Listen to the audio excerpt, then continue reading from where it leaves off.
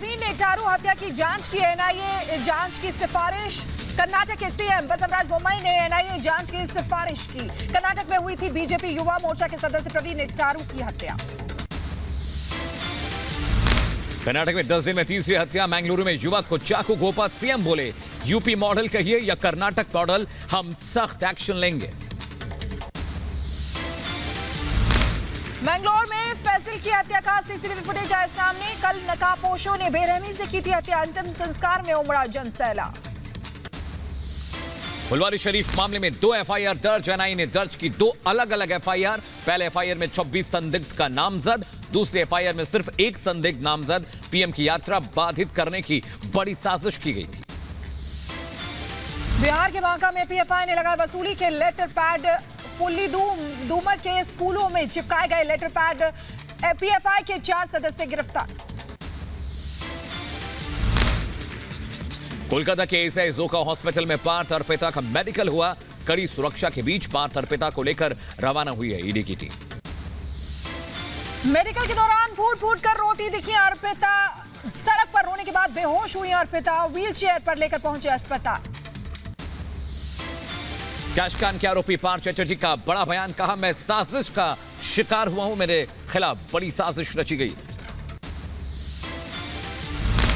बात होगा आपने शिकार, बात होगा का शिकार, बात होगा आपने शिकार, बात होगा का शिकार।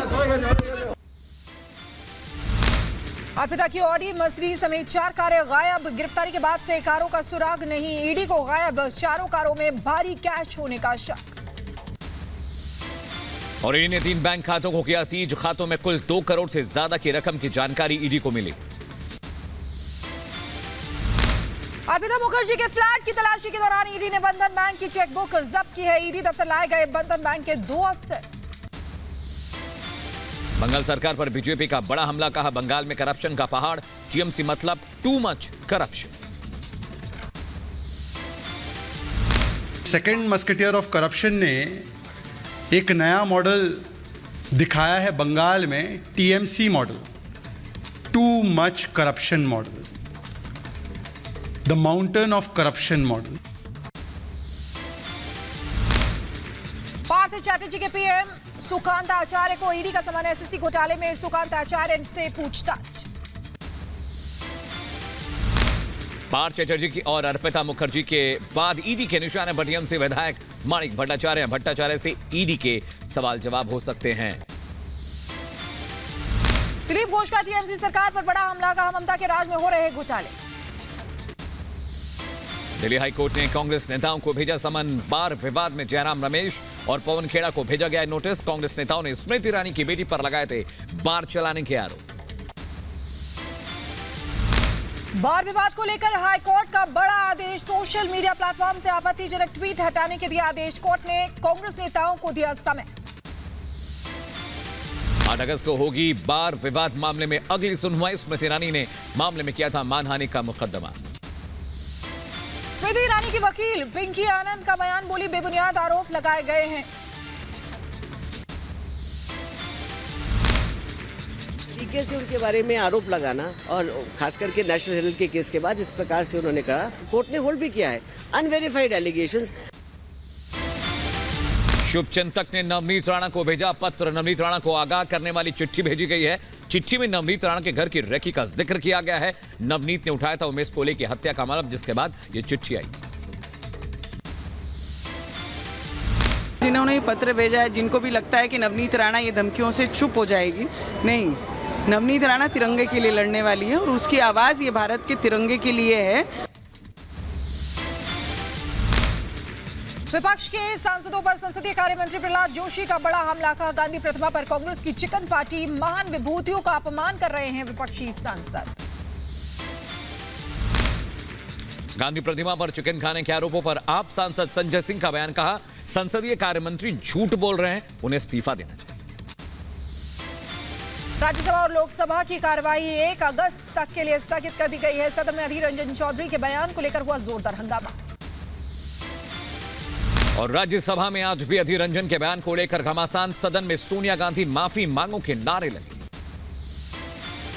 राष्ट्रपति पर विवादित टिप्पणी पर बोले अधीर रंजन चौधरी, कहा मुझे अपना पक्ष रखने का मौका मिले। बीजेपी ने सोनिया पर हमले की कोशिश की। इधर अधीर रंजन पर किरण रिजिजू का ट्वीट लिखा, राष्ट्रपति का अपमान निंदनीय है, सोनिया गांधी को माफी मांगनी चाहिए। राजवर्धन सिंह परमार ने ओम बिरला को भी पत्र लिखकर अधीर रंजन चौधरी पर कार्रवाई की मांग की है। अधीर रंजन को पद से हटाने की मांग की। कांग्रेस राज्यसभा सांसद राजमणि पटेल का भारतीय जनता पार्टी पर हमला, बोले अधीर रंजन ने गलती से बोला, वो माफी मांग चुके हैं, बीजेपी से मुद्दा बना रही। लोकसभा में स्थगन प्रस्ताव लाएगी कांग्रेस, सोनिया स्मृति में बहस पर स्थगन प्रस्ताव लाएगी। स्थगन प्रस्ताव पर रामदास अठावले का बयान, बोले स्थगन प्रस्ताव में कोई दम नहीं है, अधीर रंजन को पद से हटाना चाहिए। हमारी मांग ये है कि माननीय सोनिया गांधी जी ने उनको अपोजिशन लीडर के पद से हटाना चाहिए और अधीर रंजन चौधरी की माफी के साथ साथ कांग्रेस पार्टी ने भी माफी मांगनी चाहिए। संजय निषाद ने अधीर रंजन के बयान को निंदनीय बताया, बोले गलत बयानबाजी को लेकर कानून बनाया जाए ताकि भविष्य में ऐसे बयानों पर रोक लग सके। और जम्मू में अधीर रंजन के बयान को लेकर बीजेपी का प्रदर्शन, बड़ी संख्या में महिलाओं ने निकाली रैली, अधीर रंजन पर कार्रवाई की मांग की गई। कांग्रेस नेता अधीर रंजन चौधरी के बयान को लेकर जारी बवाल के बीच राष्ट्रपति मुर्मू से मिले गृह मंत्री अमित शाह, राष्ट्रपति भवन जाकर की मुलाकात। राष्ट्रपति से मिली स्मृति ईरानी, अधीर रंजन के बयान पर जारी घमासान के बीच ये मुलाकात हुई। बिहार के कटिहार के 100 स्कूलों में रविवार की जगह शुक्रवार को अवकाश, रविवार की जगह शुक्रवार को होती है छुट्टी, अधिकारियों को नहीं है जानकारी। बिहार के कटिहार में मजहबी छुट्टी पर शिक्षा मंत्री ने लिया संज्ञान, बोले अधिकारियों से मांगे रिपोर्ट, नियम कायदों के मुताबिक कार्रवाई की जाएगी। निश्चित रूप से भारत सेकुलर स्टेट है और जो भी होगा नियम से ही होगा। हम लोगों ने रिपोर्ट मांगा है, फिर जो नियम से होगा वही लागू होगा। बिहार बीजेपी अध्यक्ष संजय जायसवाल ने संसद में मामला उठाने की बात कही, बोले जांच के बाद होगी कार्रवाई।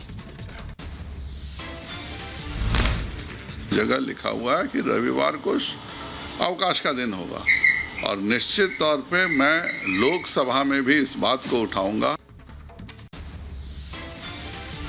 और असम में मदरसे की आड़ में आतंकी साजिश का खुलासा हुआ है, पुलिस ने टेरर मॉड्यूल पर चलाए हंटर, 12 आतंकवादी गिरफ्तार। बांग्लादेश के आतंकी संगठन अंसार उल इस्लाम से आतंकियों के रिश्ते पाए गए। प्रधानमंत्री नरेंद्र मोदी ने चेन्नई में अन्ना विश्वविद्यालय के 42वें दीक्षांत समारोह में हिस्सा लिया। इस दौरान साथ में तमिलनाडु के मुख्यमंत्री एम.के. स्टालिन और राज्यपाल आर.एन. रवि भी मौजूद थे। देश के लिए अगले 25 साल अमृतकाल है, अन्ना यूनिवर्सिटी के दीक्षांत समारोह में बोले प्रधानमंत्री नरेंद्र मोदी। यूपी के चित्रकूट में बीजेपी का प्रदेश स्तरीय परीक्षण शिविर आज से शुरू होगा। सीएम योगी, दोनों डिप्टी सीएम और कैबिनेट मंत्री भी होंगे शामिल। यूपी के 12 आईएएस अफसरों के हुए तबादले, वाराणसी डीएम बने प्रयागराज के मंडलायुक्त, उन्नाव के डीएम का हुआ तबादला।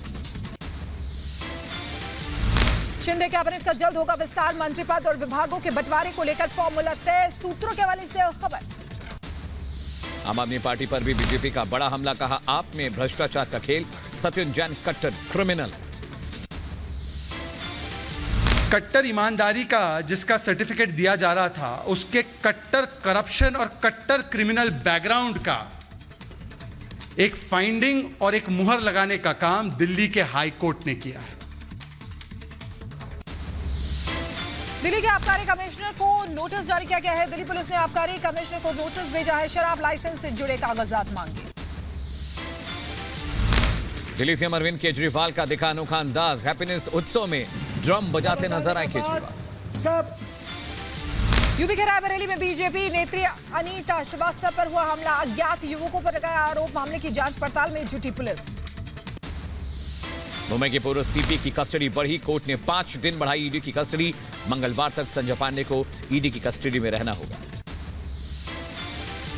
मध्य प्रदेश के रायसेन में निशांक जैन की मौत के मामले में बड़ा खुलासा हुआ है। एसआईटी को मिली मोबाइल और लैपटॉप की फॉरेंसिक रिपोर्ट, निशांक के मोबाइल से ही की गई थी संदिग्ध पोस्ट।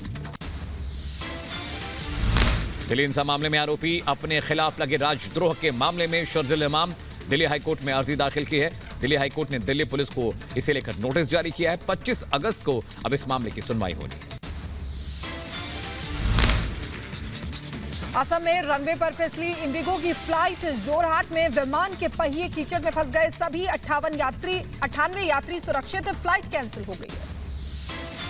जम्मू के डुमाना इलाके में पुलिस ने संदिग्ध चिप को किया बरामद। पुलिस ने संदिग्ध चिप को जांच पड़ताल के लिए आगे भेज दिया। छत्तीसगढ़ के दंतेवाड़ा में सुरक्षा बलों और नक्सलियों के बीच मुठभेड़ हुई है। जवाबी कार्रवाई में 5 लाख का इनामी नक्सली ढेर हुआ। अमृतसर में एडिशनल एसएचओ गिरफ्तार। एसटीएफ के नाम पर नशा तस्करों से लिए थे 10 लाख रुपए की रिश्वत। दिल्ली के पश्चिम बिहार इलाके से 2 चेन स्नैचर गिरफ्तार हुए हैं। पुलिस ने आरोपियों के पास से लूट का सामान जब्त किया। यूपी के संभल में महिला की धारदार हथियार से गर्दन काटकर हत्या कर दी गई है। वारदात को अंजाम देने के बाद आरोपी फरार हो गए। शव को कब्जे में लेकर पुलिस ने पोस्टमार्टम के लिए भेज दिया।